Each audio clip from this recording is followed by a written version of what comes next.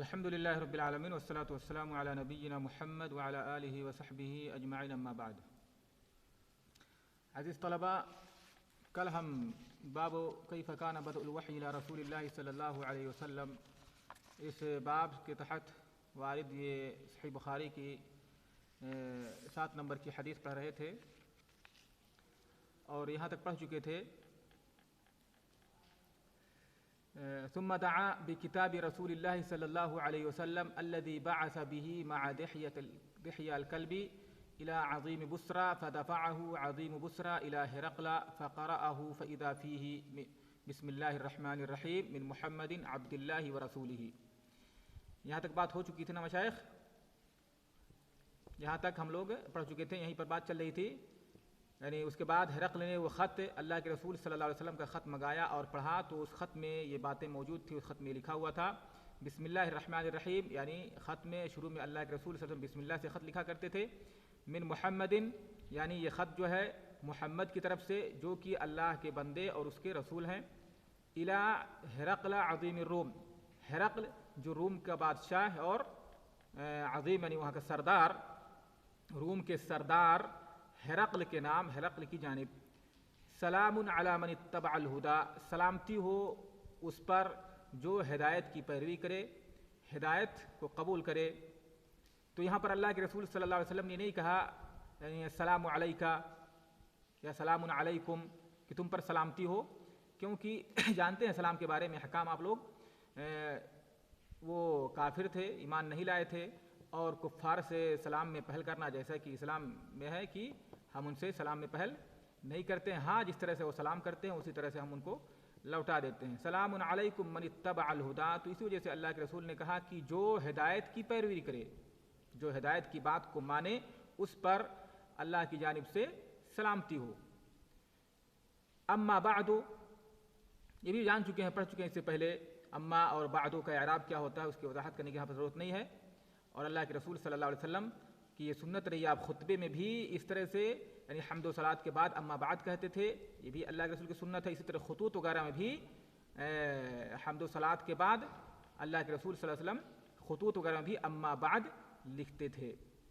تو یہ بھی نبی کریم صلی اللہ علیہ وسلم کی سنت ہے. فإنی ادعوک بدعایۃ الاسلام اسلم تسلم، تو میں تمہیں اسلام کی دعوت، دعایا سے مراد یہاں پر دعا یدعو دعایتن ہے یہ، اور اسلام کی جو دعوت ہے اس کے ذریعہ میں تمہیں بلا رہا ہوں، دعوت دے رہا ہوں. اسلام کی دعوت کیا ہے؟ دعایا سے مراد یہاں پر دعوت الاسلام سے مراد شہادت اللہ الہ الا اللہ وان محمد الرسول اللہ مراد ہے یہاں پر، کہ اسلام کی جو دعوت ہے اس کے ذریعہ سے میں تمہیں دعوت دے رہا ہوں اس بات کی گواہی دینا کہ اللہ کے علاوہ کوئی بھی حقیقی معبود نہیں ہے اور محمد اس کے رسول ہیں.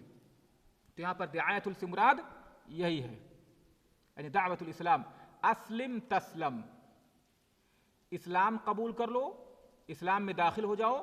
تسلم، تم محفوظ ہو جاؤ گے، بچ جاؤ گے.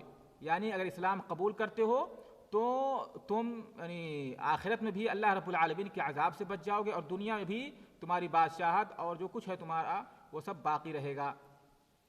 یؤتک اللہ اجرک مرتین، اور اس کا نہیں جواب ہے یہ اسلم، امر جو ہے تسلم جواب ہے اور اس کے بعد دوسرا جواب ہے، جواب ثانی ہے یہ امر کا.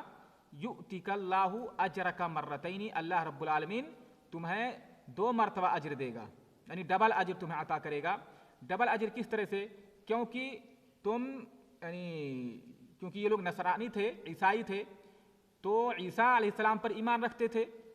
اس کے بعد نبی کریم صلی اللہ علیہ وسلم جب آئے تو جیسا کہ عیسیٰ علیہ السلام نے فرمایا ہے، آپ کی بشارت دی ہے، تو نبی کریم صلی اللہ علیہ وسلم پر ایمان لے آئے تو اس نبی پر، عیسیٰ علیہ السلام پر ایمان لانے کا اجر بھی ملے گا، اور پھر نبی کریم صلی اللہ علیہ وسلم پر ایمان لے آؤ گے تو پھر تمہیں ڈبل اجر اس طرح سے ملے گا. اور دوسرا معنی علماء نے یہ بیان کیا ہے کہ ڈبل اجر جو ملے گا وہ اس طور سے کہ یعنی اگر تم ایمان لے آتے ہو تو اس کا اجر، تمہارے ایمان لانے کا تمہیں اجر ملے گا، اور تمہاری وجہ سے تمہاری رعایا جو ایمان لائے گی، تم بادشاہ ہو، تمہاری وجہ سے تمہاری پوری رعایا اسلام میں داخل ہو جائے گی، تم سبب بنو گے تو اس کا بھی اجر تمہیں ملے گا. اس لحاظ سے تمہیں ڈبل اجر ملے گا. فإن تولیت ای اعرضت، لیکن اگر تم نے اعراض کیا، فإن علیک اسم الیریسیین، بعض الفاظ میں ہے اریسیین، अरीस और यरीस दोनों पढ़ा गया है इसको। तो अगर तुमने एराज़ किया, यानी इस्लाम ईमान लाने से एराज़ किया, इस्लाम कबूल करने से एराज़ किया, तो तुम्हारे ऊपर यरीस या अरीस कहते हैं किसान को, अल-फल्लाह, अरीसी, अरीसी है और उसकी जमा अरीसीयीन, अरीसी, इसी तरह से यरीसी, फल्लाह और किसान को कहा जाता है। तो तुम पर किसानों का गुनाह तुम्हारे ऊपर होगा। यहाँ पर मुराद यानी हिरक़्ल की जो रियाया थी वो मुराद है, क्योंकि वो किसान थे और फल्लाह थे, तो उन्हीं को यहाँ पर अल्लाह रसूल ने मुराद लिया कि इन्ना अलैका इस्मल यरीसियीन अविल अरीसियीन, कि उन सारे लोगों का गुनाह तुम्हारी वजह से वो ईमान नहीं लाएंगे, इस्लाम में दाखिल नहीं होंगे, तो उनका भी गुनाह तुम्हारे ऊपर होगा। उसके बाद अल्लाह के रसूल सल्लल्लाहु अलैहि वसल्लम ने यह आयत करीमा जो है उस ख़त में इस आयत के ज़रिए से दावत दिया, वया अहलल किताबि तआलौ इला कलिमतिन सवाइन बैनना व बैनकुम, ऐ अहले किताब आओ उस बात की तरफ जो हमारे और तुम्हारे दरमियान यकसा है, बराबर है। और क्या हो बात? उसी बात की यहाँ पर वजाहत है, अल्ला नअबुद इल्लल्लाह, कि हम सिर्फ अल्लाह वाहिद ही की इबादत करें, वला नुश्रिक बिही शैआ, और उसकी इबादत में किसी को भी शरीक न ठहराएं, वला यत्तखिज़ बअदुना बअदन अरबाबन मिन दुनिल्लाह, और हम में से कोई एक दूसरे को रब ना माने, अल्लाह को छोड़ करके कोई दूसरे शख्स को रब ना माने। रब बनाने से मुराद ये है कि आदमी, यानी जिस तरह से कि नसारा का तरीक़ा था कि उन्होंने अपने उलमा को रब बना लिया था। रब का मतलब ये नहीं है, जैसा कि हदीस में आता है, अल्लाह के रसूल से बाद सहाबा ने जो ईमान ले आए थे, ईसाई थे, उन्होंने पूछा कि अल्लाह के रसूल, यहाँ पर ये कहा गया है कि हम एक दूसरे को अपना रब ना बनाए, हमने तो ऐसा कभी नहीं बनाया कि हमने किसी को रब तस्लीम किया, हमने उनकी इबादत नहीं की। तो अल्लाह के रसूल ने फरमाया कि यहाँ पर इबादत मुराद नहीं है, कि बल्कि यहाँ पर ये मुराद है, क्या ऐसा नहीं था कि तुम उनको जो कुछ वो हलाल कहते थे उनको तुम हलाल समझते थे, जिसको हराम कहते थे उसको हराम कहते थे। तो रब मनाने से मुराद यहाँ पर यही है कि आदमी किसी भी आलिम को, किसी दीनी रहनुमा को ये मकाम दे दे कि जिस चीज़ को भी आंख बंद करके, जिस चीज़ को भी वो हराम कहें उसको हराम समझना, जिस चीज़ को वो हलाल कहें उसको हलाल समझना। जैसा कि आज के हमारे माशरे में, हमारे मुल्क में भी ऐसा है, बहुत सारे लोग यानी शख्सियत परस्ती की वजह से ये चीज़ आ गई है कि बग़ैर किसी दलील के, बग़ैर सोचे समझे, बग़ैर अक्ल के इस्तेमाल किए हुए जो भी कहें, यहाँ तक कि बाज़ ऐसी बातें जिसको देख करके बाज़ दूसरे मज़ाहिब और अदियान के लोग, यानी मुसलमानों का ये हाल है, वो भी यानी दीन से, दीन इस्लाम पर एतराज़ करते हैं और इन तरह से उससे बेजार हो जाते हैं, दूर हो जाते हैं। हमारे अंदर जो बाज़ बिदआत हैं उसको देख करके, और क्यों बिदआत हैं वो, हमने आँख बंद करके, लोगों ने आँख बंद करके अपने उलमा की बात माननी शुरू कर दी है बगैर किसी सोचे समझे। तो यही असल रब बनाने से मुराद है कि हम में से कोई एक दूसरे को अल्लाह के अलावा किसी को रब ना बनाए। फ़इन तवल्लौ, फिर अगर एराज़ करें, फ़क़ूलू, तो तुम कहो, इशहदू बिअन्ना मुस्लिमून, कि तुम गवाह रहना कि हम सब इस्लाम कबूल करने वाले, हम मुसलमान हैं, यानी अल्लाह रब्बुल आलमीन के फरमाबरदार हैं। क़ाल अबू सुफियान, ये तो ख़त था जो अल्लाह के रसूल सल्लल्लाहु अलैहि वसल्लम ने भेजा था, पैगाम हिरक़्ल के नाम। ये ख़त हिरक़्ल के सामने पढ़ा गया। अबू सुफियान फलम्मा क़ाला मा क़ाला व फ़रग़ मिन क़िराअतिल किताब, तो हिरक़्ल ने जो कुछ उसको कहना था, यानी ख़त पढ़ने के बाद जो कुछ सवालात करने थे, सवाल किया, उसका जवाब दिया, और ख़त वगैरह पढ़ा गया, और इस किताब की क़िराअत से पढ़ करके फ़ारिग़ हो गया। कसुरा इंदहु अस्सख़बु, तो उसके बाद सख़ब के माने होते हैं इख्तिलातुल अस्वात, यानी ऐसी आवाज़ जो समझ में आए, मिली जुली बातें, शोर हंगामा जिसको कह सकते हैं आप। तो उसके पास शोर और हंगामा बहुत ज़्यादा होने लगा। फ़रतफ़अतिल अस्वात, और आवाज़ें बुलंद होने लगी। व उख़रिजना, और हम वहाँ से निकाल दिए गए, यानी उसकी मजलिस से हमें बाहर निकाल दिया। फ़क़ुल्तु लिअस्हाबी हीना उख़रिजना, तो मैंने अपने, अबू सुफियान कहते हैं, मैंने अपने साथियों से कहा जब हमें निकाल दिया गया, लक़द अमीरा अम्रु ब्नु अबी कबशता। आमिरा से मुराद यहाँ पर आई आज़ुमा। आमिरा मरो के माने होता है नहीं किसी बात का बढ़ जाना, बहुत अजीम बात हो जाना, तो यही मुराद है। लक़द अमीरा अम्रु इब्ने अबी कबशा, इब्ने अबी कबशा का मामला तो बहुत अजीम हो गया, बहुत बड़ा हो गया। और यहाँ पर ابن ابی کبشہ سے مراد یعنی ابو سفیان نے جو لیا ہے اللہ کے رسول صلی اللہ علیہ وسلم کو مراد لیا ہے۔ کیوں اللہ کے رسول کو ابن ابی کبشہ کہا گیا؟ ابو کبشہ کا بیٹا کہا جاتا ہے کہ ابو کبشہ یہ اللہ کے رسول صلی اللہ علیہ وسلم کے دادا میں سے کوئی تھے، اور جس نام سے وہ معروف نہیں ہے، ابو کبشہ کے نام سے وہ نہیں معروف ہیں، ان کی کنیت تھی، کوئی دادا تھے آپ کے اور وہ معروف نہیں ہے۔ تو عربوں کا یہ طریقہ ہوتا تھا جب کسی کی تحقیر یا اس کی تنقیص کرنا چاہتے تھے تو اس کو اس کے آبا و اجداد میں سے ایسے دادا کی طرف نسبت کرتے تھے جو معروف نہ ہو تحقیر کے لیے۔ تو اسی وجہ سے ابو سفیان جو اس وقت ایمان نہیں لائے تھے انہوں نے اللہ کے رسول کو اس طرح سے کہا کہ ابن ابی کبشہ یعنی فلاں کے بیٹے کا، تو معاملہ بڑا طول پکڑ گیا، بات بہت آگے چلی گئی۔ اور آگے کیا کہنا چاہتے ہیں آگے بات آ رہی ہے۔ اور دوسری بات یہ ہے کچھ لوگوں نے کہا کہ ابن ابی کبشہ جو ہیں ابو کبشہ یہ اللہ کے رسول کے رضاعی والد تھے۔ رضاعی والد، رضاعی والد، رضاعی باپ کون ہوتا ہے؟ یعنی جس عورت کا بچے نے دودھ پیا اس کا جو شوہر ہوگا وہ رضاعی باپ ہوگا، تو کہتے ہیں کہ یہ ان کے رضاعی والد تھے، اس کی طرف نسبت کرتے ہوئے ابو سفیان نے یہاں پر کہا ہے۔ کیسے معاملہ بڑھ گیا، عظیم ہو گیا؟ انہو یخافہ ملک بنی الاسفر، بنو اسفر کا جو بادشاہ ہے وہ ان سے ڈرتا ہے۔ جیسا کہ ہرقل نے کہا تھا کہ ایک دن ہمارے اس ملک کا وہ بادشاہ ہوگا اور اگر ان کے پاس ہوتا تو میں ان کے قدم دھولتا، تو ہی اسی طرف اشارہ ہے کہ بنو اسفر کا جو بادشاہ ہے یہ اس نبی سے یعنی محمد سے ڈرتا ہے۔ بنو اسفر سے مراد یہ یعنی اہل روم ہے، ان کو بنو الاسفر کہا جاتا ہے۔ فما زلت موقنا انه سيظهر، تو کہتے اس کے بعد ابو سفیان کہتے ہیں اس کے بعد مجھے یقین رہا، مسلسل مجھے یہ یقین رہا کہ ایک دن اللہ کے رسول صلی اللہ علیہ وسلم غالب ہو کر رہیں گے۔ حتی ادخل اللہ علی الاسلام، یہاں تک کہ اللہ رب العالمین نے میرے اندر اسلام کو داخل کر دیا، یعنی مجھے میرے اندر ایمان کو ڈال دیا اور میں نے اسلام کو قبول کر لیا۔ اس کے بعد آگے فرماتے وکان ابن الناطور صاحب ایلیا و ہرقل سقف علی نصارى، یا بعض روایتوں میں اسقفا علی نصارى الشام۔ ابن الناطور یہ ابن ناطور کے بارے میں پہلے روایت کے بارے میں بات کر لیتے ہیں۔ وکان ابن الناطور، یہاں پر جو عطف ہے، عطف کس پر ہے یہ؟ اور ابن ناطور جو کہ ایلیا کا صاحب تھا، اسی طرح ہرقل کا، ایلیا کا امیر اور ہرقل کا ساتھی امیر اس کا، ابن ناطور اس پر جو عطف کیا گیا ہے یہ عطف کس پر ہے؟ کیا یہ بعد والی جو روایت ہے یہاں سے ابن ناطور کا جو قصہ ہے یہ قصہ ابو سفیان نے بیان کیا ہے؟ تو بظاہر اگر عطف اس کو مانا جائے کہ اسی سند سے گویا کی روایت ہے اور ابو سفیان نے اس کو بیان کیا، تو ایسا نہیں ہے جیسا کہ بعض لوگ سمجھتے ہیں۔ بعض لوگوں کو یہ وہم ہو گیا کہ یہ واقعہ جو ہے ابو سفیان سے مروی ہے اور اسی سند سے مروی ہے جو امام بخاری نے شروع میں سند بیان کی ہے۔ ایسا نہیں ہے، بلکہ یہ عطف امام زہری پر ہے، یعنی امام زہری رحمہ اللہ نے یہ واقعہ بیان کیا ہے، نہ کہ ابو سفیان رضی اللہ تعالیٰ عنہ کا واقعہ ہے۔ جیسے اس میں ہے اخبرنا شعیب عن الزہری قال اخبرنی عبید اللہ بن عبد اللہ، تو امام زہری کا یہ قول ہے، امام زہری نے یہ واقعہ نقل کیا ہے ابن ناطور کا۔ واضح مشائخ؟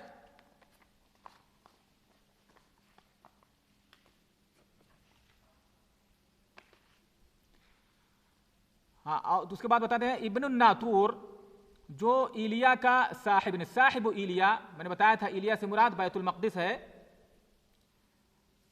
اور تو جو ایلیا کا یعنی بیت المقدس کا جو صاحب تھا یعنی امیر تھا وہاں کا، اور اسی طرح سے ہرقل کی جانب سے وہ ایلیا کا امیر تھا، تو ہرقل کی جانب سے ایلیا کا جو امیر تھا ابن الناطور، یہ ابن ناطور نصارہ کا سقف کہتے ہیں، یعنی دینی رہنما کو، خاص طور سے نصارہ کے عالم کو، نصارہ کے عیسائیوں کے جو علماء ہوتے ہیں ان کو سقف کہا جاتا ہے، سقفن علی نصارى الشام۔ اور ایک روایت میں ہے کہ اسقفن، اس کا پڑھا گیا اس کو، تو نصارہ کے علماء کو، دینی رہنما کو کیا کہا جاتا ہے؟ سقف. تو یہ شام کے جو نصارہ تھے ان کا یہ دینی رہنما تھا. کون؟ ابن الناطور. یحدث، یہ ابن ناطور بیان کرتا ہے ان ہرقل حین قدم ایلیا، کہ ہرقل جب ایلیا یعنی بیت المقدس آیا جس وقت، اصبح یوما خبیث النفس، یعنی کسی دن ہرقل جو ہے بیت المقدس گیا اپنے ساتھی سے ملاقات کے لیے یا وہاں پر کسی کام کے لیے، تو ایک دن وہاں پر جو صبح کو بیدار ہوتا ہے تو خبیث النفس، اصبح یوما خبیث النفس، خبیث النفس یعنی مزاج بگڑا ہوا ہونا، مزاج کا بگڑ جانا، طبیعت کا بگڑ جانا. تو بیدار ہوا، اس کا مزاج بدلا ہوا تھا. فقال بعض بطارقته، بطارقہ کہا جاتا ہے یعنی دولت کے جو یعنی حکومت کے جو خاص لوگ ہوتے ہیں، یعنی حاکم کے جو خاص وزراء ہوتے ہیں، بڑے بڑے لوگ ہوتے ہیں، ان کو کہا جاتا ہے بطارقہ. بطریق جمع بطارقہ.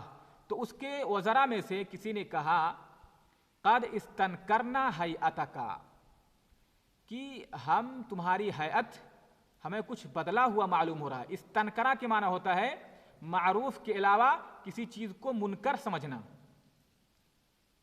ایک تو ہوتا ہے کہ معروف کوئی چیز جو آدمی پہلے سے دیکھتا ہے، استنکرا کے معنی کسی چیز کو منکر دیکھنا، پہلے جو عام طور سے جو معروف ہے جیسے آدمی دیکھتے آیا ہوا ہے اس طرح سے نہ پانا بلکہ اس کے برخلاف پانا، اسی کو منکر کہا جاتا ہے. قد استنکرنا ہیئتک، ہمیں تمہاری ہیئت حالت جو ہے بدلی معلوم ہوتی ہے.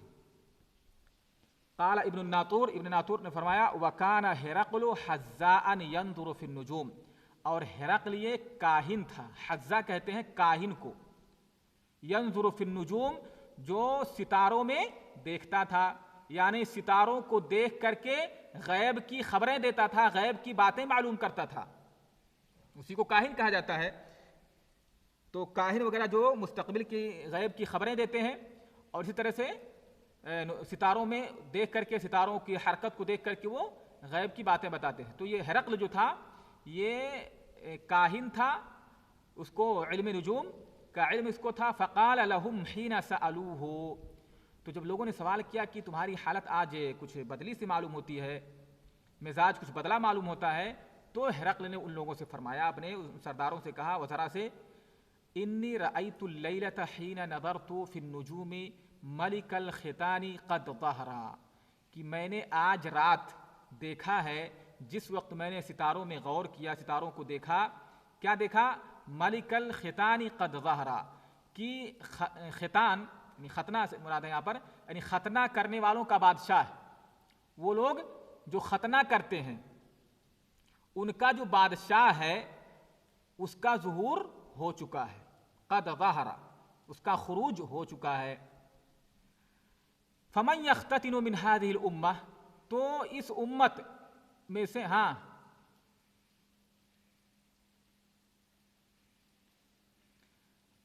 انی رأیت ملک الختان قد ظہر حین نظرت فی النجوم، اس طرح سے انی رأیت اللیلۃ، میں نے رات آج دیکھا، کیا دیکھا ہے؟ ملک الختان قد ظہر، کہ ختنہ کرنے والوں کا بادشاہ کا ظہور ہو چکا ہے. ٹھیک ہے، اس کا خروج ہو چکا ہے. ختنہ کرنے والوں کا جو بادشاہ ہے، یعنی ستاروں کو دیکھ کر کے میں نے معلوم کیا، جب ستاروں میں دیکھا تو مجھے پتا چلا، بتایا نا پہلے کہ ستاروں کو دیکھ کر کے غیب کی خبریں معلوم کرتے تھے، تو اس نے کہا، ستاروں کی حرکت کو دیکھ کر کے کہا کہ یہ ستارہ یہ بتا رہا ہے، اس نے اپنے علم سے بتایا، جیسا کہ علم نجوم کے ذریعے سے وہ معلوم کرتے ہیں کہ ختنہ کرنے والوں کا بادشاہ کا ظہور ہو چکا ہے، اس کا خروج ہو چکا ہے. پھر سوال کیا، فمن یختتن من هذه الامہ، اس امت میں سے کون لوگ ختنہ کرتے ہیں؟ اور اس امت سے اشارہ جو ہے یعنی اہل هذا العصر، اس زمانے کے جو لوگ ہیں. امت سے مراد یہاں پر کوئی نہیں کہ دین نصارہ یعنی امت جو عیسیٰ علیہ السلام کی امت یا اللہ کے رسول کی امت یا یہود جو موسیٰ علیہ السلام کی امت نہیں مراد، بلکہ اس سے مراد اس زمانے کے تمام لوگ مراد ہیں. تو اس زمانے کے جو لوگ ہیں ان میں کون لوگ ختنہ کرنے والے ہیں، کون لوگ ختنہ کرتے ہیں؟ قالوا، لوگوں نے بتایا، لیس یختتن الا الیہود، انہوں نے اپنے علم کے مطابق بتایا کہ ختنہ تو صرف یہود کرتے ہیں. فلا یہمنک شأنہم، یعنی بتایا کہ ان کا جو معاملہ ہے، یہود کا معاملہ، یہ تمہیں غم میں مبتلا نہ کرے، اس سے آپ کو پریشان ہونے کی ضرورت نہیں ہے، اس سے غم یا کرنے کی ضرورت نہیں ہے آپ کو. اسی کو کہا فلا یہمنک شأنہم، ہم میں نہ ڈالے ان کا معاملہ. کیوں؟ کیونکہ آگے فرمایا وَاکْتُبْ إِلَى مَدَائِنِ مُلْکِکَ، آپ ایسا کیجئے. یعنی وزراء کہہ رہے ہیں یہ سب ہرقل سے، آپ خط لکھیے اپنے بادشاہ یعنی اپنے ملک کے شہروں کے لیے، شہروں کے نام. مدائن یہ مدینتن کی جمع ہے. اپنے ملک کے تمام شہروں کے نام خط لکھو. فَلْيَقْتُلُوا مَنْ فِيهِمْ مِنَ الْيَهُودِ، ان تمام شہروں میں جتنے یہود ہیں سب کو لوگ کیا کریں؟ قتل کر دیں. فَبَيْنَهُمْ عَلَىٰ أَمْرِهِمْ، تو اسی دوران یعنی لوگ اپنے اسی معاملے میں یہی گفتگو کر رہے تھے. اوتیا ہرقل برجل، ہرقل کے پاس ایک آدمی لایا گیا. ارسل به ملک غسان، جسے غسان کے بادشاہ نے بھیجا تھا. ملک غسان، غسان کا جو بادشاہ تھا، امیر تھا ہرقل کی جانب سے، یا اسی کے ماتحت تھا یہ بادشاہ غسان کا. اس بادشاہ نے ہرقل کی جانب پاس جو ایک آدمی کو بھیجا، یخبر عن خبر رسول اللہ صلی اللہ علیہ وسلم، جو آدمی اللہ کے رسول صلی اللہ علیہ وسلم کی خبر کے بارے میں بتا رہا تھا، یعنی اللہ کے رسول صلی اللہ علیہ وسلم کی بات بتا رہا تھا. فلما استخبرہ ہرقل، تو جب ہرقل نے اس سے خبر معلوم کی، یعنی اللہ کے رسول صلی اللہ علیہ وسلم کی خبر معلوم کی، قال اذهبوا فانظروا امختتن هو ام لا، یعنی خبر معلوم کی تو اس شخص نے بتایا اللہ کے رسول کے بارے میں. قال اذهبوا، تو کہا جاؤ دیکھو، فانظروا امختتن هو ام لا، یہ ختنہ کیا ہوا ہے، یعنی اس کا ختنہ کیا گیا ہے کہ اس کا ختنہ نہیں کیا گیا ہے. فنظروا الیہ فحدثوه انه مختتن، تو لوگوں نے دیکھا اسے، تو پھر اسے ہرقل سے بتایا انہوں نے کہ یہ اس کا ختنہ کیا گیا ہے. وسألہ عن العرب، اور ہرقل نے اس آدمی سے عرب کے بارے میں پوچھا. فقال هم یختتنون، تو اس آدمی نے بتایا کہ وہ عرب کے لوگ بھی ختنہ کرتے ہیں. فقال ہرقل ھذا ملک ھذہ الامہ قد ظہر، ہرقل نے جب پوچھا کہ عرب کے لوگ ختنہ کرتے ہیں کہ نہیں، اور اللہ کے رسول کا خط کہاں سے آیا تھا؟ عرب کے پاس ہی سے آیا تھا. تو یعنی اس وقت ہرقل نے فرمایا کہ یہ جو میں نے خواب میں دیکھا ہے یہ وہی بادشاہ ہے، اس امت کا بادشاہ ہے جس کا ظہور ہو چکا ہے. ثم كتب ہرقل الى صاحب له برومیہ، رومیہ ایک شہر ہے، روم کا ایک شہر ہے. اس کے ایک امیر جو ہرقل کی جانب سے وہاں کا وہ امیر تھا، اپنے اس ساتھی اور اپنے اس امیر ساتھی کے پاس خط لکھا ہرقل نے. وَكَانَ نَظِيرَهُ فِي الْعِلْمِ، اور علم نجوم میں اس کا نظیر تھا، اسی کے مثل تھا، وہ بھی علم رکھتا تھا ستاروں کا علم. وَسَارَ ہرقل إِلَى حِمْص، اور ہرقل پھر وہاں سے حمص کے لیے، جو بھی شام کا ایک شہر ہے، حمص کے لیے روانہ ہو گیا. فَلَمْ يَرِمْ حِمْصَ حَتَّى أَتَاهُ كِتَابٌ مِّن صَاحِبِهِ، پھر وہاں سے لم یبرح، یعنی لم یبرح حمص حتی اتاہ کتاب من صاحبہ، وہاں سے نہیں نکلا، حمص سے نہیں ہٹا، نہیں حرکت کیا وہاں سے، یہاں تک کہ اس کے ساتھی کا خط آ گیا. یعنی چونکہ وہ بھی کاہن تھا، ٹھیک ہے، اور ستاروں کا علم رکھتا تھا، تو اس نے اس سے بھی پوچھا کہ تم بھی ستاروں کو دیکھ کر کے بتاؤ کہ میں نے ایسا ایسا دیکھا ہے کہ اس زمانے کا جو بادشاہ ہے اس کا ظہور ہو چکا ہے، تو تمہاری کیا رائے ہے؟ اس کی رائے معلوم کرنے کے لیے خط لکھا تھا. تو اس کے ساتھی نے بھی، ابھی حمص ہی میں تھا ہرقل، کہ اس کا جواب آ گیا. اور کیا تھا جواب میں؟ یوافق رأی ہرقل علی خروج النبی صلی اللہ علیہ وسلم وانہ نبی، وہ بھی ہرقل کی موافقت کر رہا تھا نبی کریم صلی اللہ علیہ وسلم کے ظہور اور خروج پر، اور یہ کہ وہ نبی ہے. فأذن ہرقل لعظماء الروم فی تذکرۃ، اس کے بعد ہرقل نے جو روم کے بڑے بڑے عظماء تھے، وزراء تھے، سردار تھے، ان کو حکم دیا کہ یعنی ایک محل کے اندر ان کو جمع کیا. تذکرہ کہتے ہیں ایسے قصر کو، ایسے محل کو جس کے ارد گرد چھوٹے چھوٹے گھر ہوں، یعنی عمرہ کے لیے، اسی طرح سے اور جو خدام نوکر وغیرہ ہوتے ہیں بادشاہ کے، ان کے لیے چھوٹے چھوٹے جو گھر ہوتے ہیں اور بیچ میں محل ہوتا ہے، اس کو کہتے ہیں تذکرہ. ہاں مشائخ، اچھا تو ٹھیک ہے، درس رہنے دیا یہیں پہ. باتیں سمجھ میں آ رہی ہیں آپ لوگوں کو؟ لمبی حدیث ہے تو ٹھیک ہے، اس حدیث کو چلیے تھوڑی سی بات رہ گئی ہے، اس کو کل پورا کریں گے، اور اس کے بعد حدیث سے جو مستنبط مسائل ہیں، جو باتیں ہیں یعنی فوائد، اس کا بھی تذکرہ انشاءاللہ اگلے محاضرے میں کریں گے. ٹھیک ہے، السلام علیکم ورحمۃ اللہ وبرکاتہ.